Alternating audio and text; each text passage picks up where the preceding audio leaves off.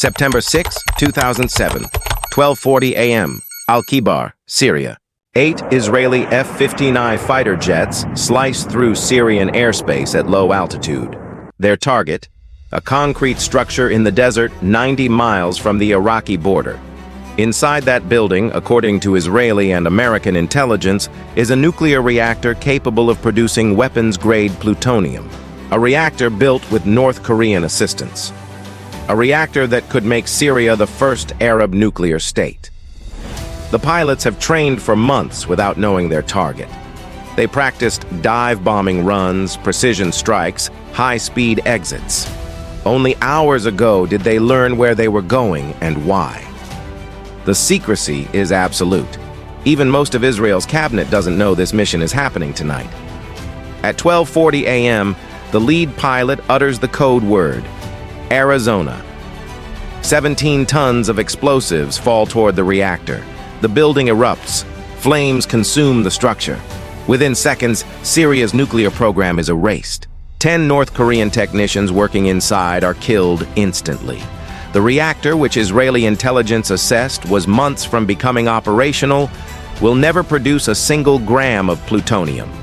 The Israeli jets bank hard and accelerate west, back toward the Mediterranean. The entire strike takes minutes. Syrian air defenses never fire a shot. Radar systems never detected the intrusion. It's as if the Israeli planes were invisible. By dawn, the site is rubble. Syria's military rushes to the scene, but there's nothing to salvage. Within days, bulldozers will level what remains and build a new structure on top, trying to hide evidence of what was destroyed. For 7 months, neither Israel nor Syria will acknowledge the attack happened. The United States, which provided critical intelligence, maintains absolute silence. Syria claims the site was a military storage facility. Israel says nothing at all. But the message is clear to every nation watching. Israel will not tolerate nuclear weapons in hostile hands. And when Israel decides you've crossed a line, they will find a way to stop you that you never saw coming.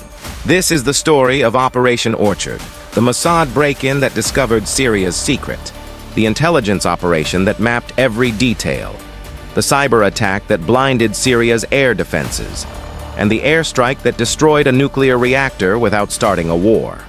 March 2007, Vienna, Austria. Ibrahim Othman, director of Syria's Atomic Energy Commission, lives a comfortable life in Vienna. His apartment is in a secure building. He believes his secrets are safe. He's wrong. Mossad agents have been watching him for months. They know his schedule, when he leaves, when he returns, when the apartment is empty. Israeli intelligence suspects Syria is building something in the desert, but they need proof. Satellite imagery shows construction, but not what's inside. Othman has that proof in his apartment. One night, while Othman is away, Mossad operatives force their way into his home. They're not there to plant surveillance devices. They're there to steal. Specifically, they're looking for Othman's laptop and any documents related to Syria's nuclear program. What they find exceeds expectations. Othman's laptop contains approximately 50 photographs taken inside a nuclear reactor under construction. The images show the reactor core, cooling systems, control rooms, technical specifications, everything Israeli analysts need to understand exactly what Syria is building. The photographs are stunning in their detail. They show a gas-cooled, graphite-moderated reactor virtually identical in design to North Korea's Yongbyon facility. This type of reactor has one primary purpose: producing plutonium for nuclear weapons. It cannot generate electricity efficiently. Its design makes sense only for a weapons program. Mossad copies everything and leaves. Othman returns to find his apartment seemingly undisturbed. He has no idea Israeli intelligence now possesses his entire nuclear archive. Within days, the photographs reach Israeli Prime Minister Ehud Olmert. He looks at them and understands immediately. Syria, with North Korean help, is building a nuclear reactor in the desert. According to Israeli assessments, the reactor is months from becoming operational. Once fuel rods are loaded and the reactor goes critical, bombing it becomes far more dangerous. Radioactive contamination could spread across the region. Olmert shares the intelligence with the United States. President George W. Bush assembles his national security team. CIA analysts compare the stolen photographs with satellite imagery. The National Geospatial Intelligence Agency confirms they match. American nuclear experts examine the reactor design and reach the same conclusion as Israel. This is a weapons program. But there's a problem. While the reactor is clearly designed for plutonium production, U.S. intelligence cannot locate other components of a complete weapons program. Where's the reprocessing facility to extract plutonium from spent fuel? Where's the weapons development site? Where's evidence of warhead design work?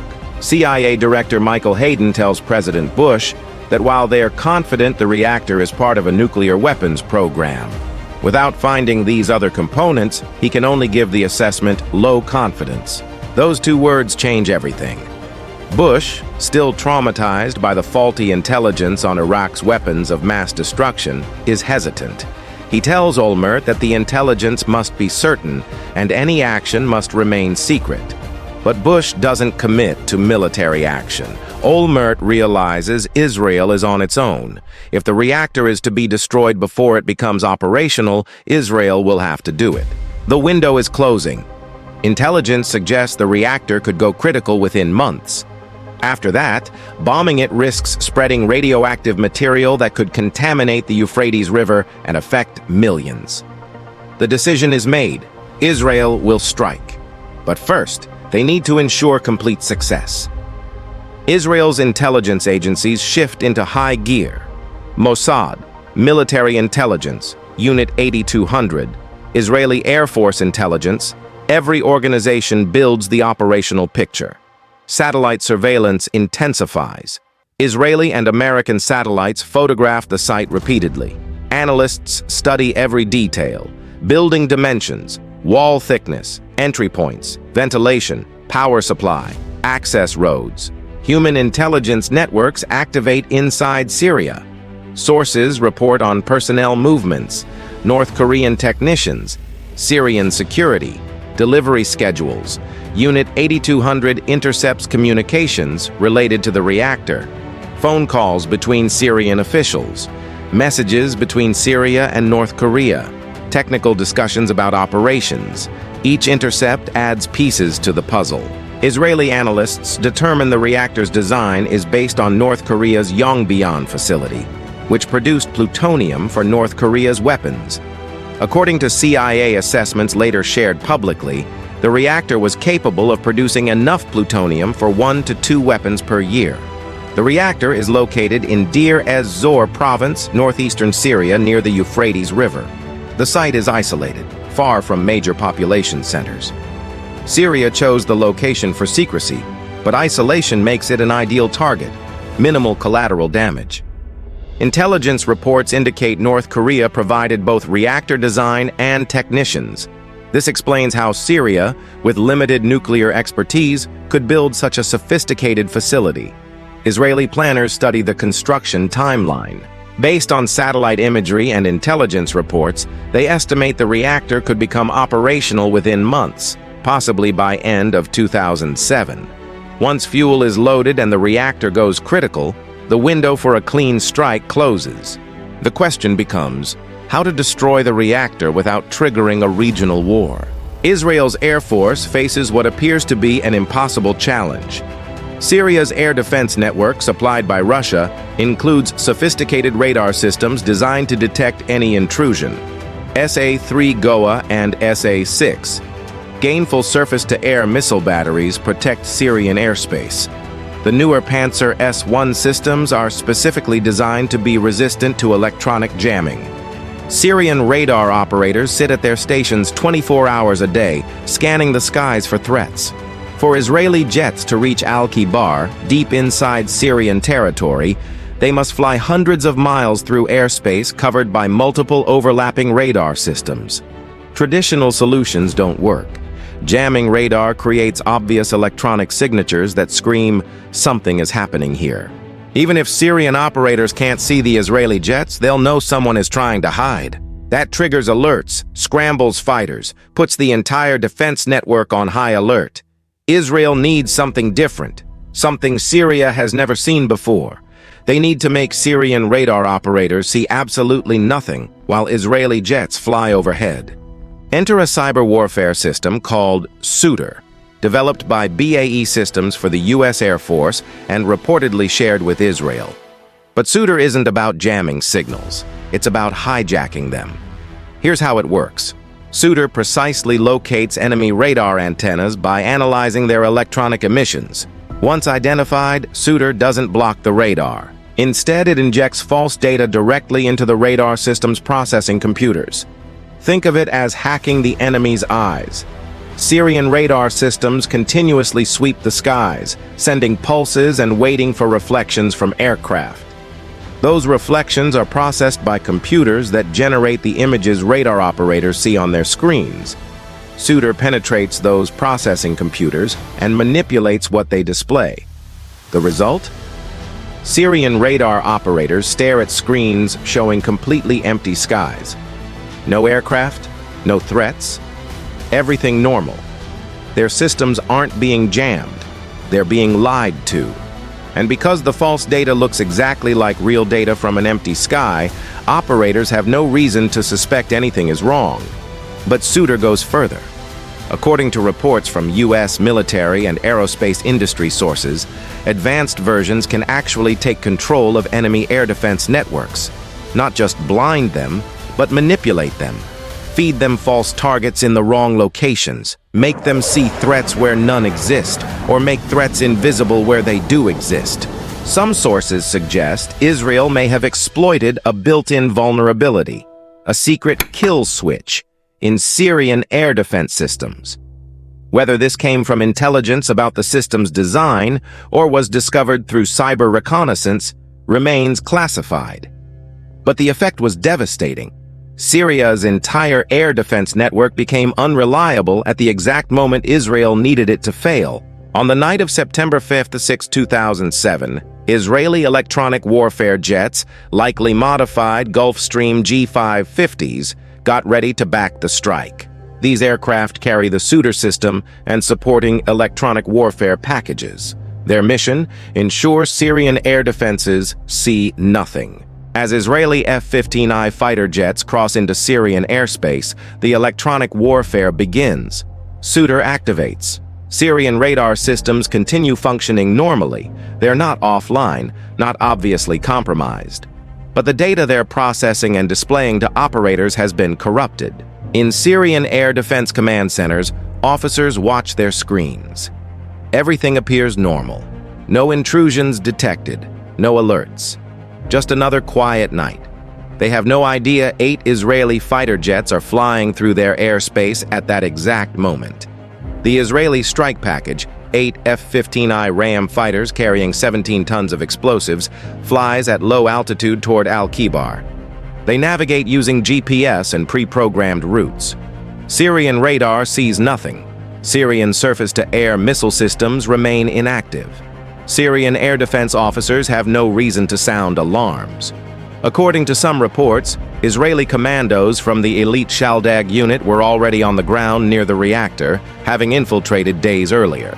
Their role: use laser designators to mark the exact target for the incoming bombs, ensuring maximum precision. The jets approach the target. Pilots begin their attack runs. The code word Arizona is transmitted. Bombs release. 17 tons of explosives fall toward the reactor building. Throughout the entire mission, crossing into Syrian airspace, flying to the target, releasing weapons, and escaping, Syrian air defenses never engage. They never fire a missile. They never scramble interceptor aircraft. Because as far as Syrian radar operators knew, nothing was there. This is cyber warfare at its most devastating. Not destroying enemy systems, but taking control of them, making them show defenders exactly what you want them to see, turning their own technology against them. The explosives hit. The reactor building collapses in flames, mission accomplished, and Syrian air defense officers are still staring at screens showing empty skies, wondering why their base is suddenly reporting explosions. By the time Syrian military leadership realizes what happened, the Israeli jets are already crossing back into international airspace over the Mediterranean. The entire operation, from penetration to strike to escape, took minutes. And Syria's air defense network, which cost billions and was supposed to prevent exactly this scenario, never saw it coming. As Israeli jets return to base, Prime Minister Olmert places a call to President Bush in Australia. "I just want to report to you that something that existed doesn't exist anymore," Olmert says. "It was done with complete success." Bush congratulates him but emphasizes absolute secrecy. Both leaders understand public acknowledgement could force Syria to retaliate, potentially starting a wider war. If neither side admits what happened, Syria has an off-ramp. Deny the reactor existed and move on. This calculation proves correct. Syria's response is muted. President Bashar al-Assad confirms Israel struck a military facility, but provides no details. Syria claims it was a storage depot. Syria never admits a nuclear reactor existed. Israel maintains silence for 7 months. When asked about reports of an airstrike, officials respond, according to foreign reports, neither confirming nor denying. The ambiguity is deliberate. In April 2008, the CIA breaks silence. Director Michael Hayden publicly confirms the destroyed facility was a nuclear reactor capable of producing plutonium for weapons, similar to North Korea's Yongbyon facility. The CIA presents the photographs Mossad stole from Othman's apartment. The International Atomic Energy Agency investigates. Despite Syria demolishing the site and building over it, IAEA inspectors find uranium and graphite traces. In 2011, after lengthy investigation, the IAEA officially confirms it was a nuclear reactor. In March 2018, Israel finally confirmed Operation Orchard, sharing classified photos and cockpit footage from the strike that happened 11 years earlier.